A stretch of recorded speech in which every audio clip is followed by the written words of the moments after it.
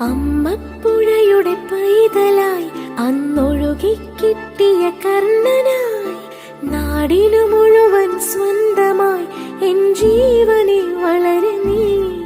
കുടിൽ മേയുവാൻ മുകിലുകൾ, അതിൽ മാരിവിൽ ചുവരുകൾ, നിനക്കൊരു കുടം കുളിരുമായി പുതുമഴ മണിമ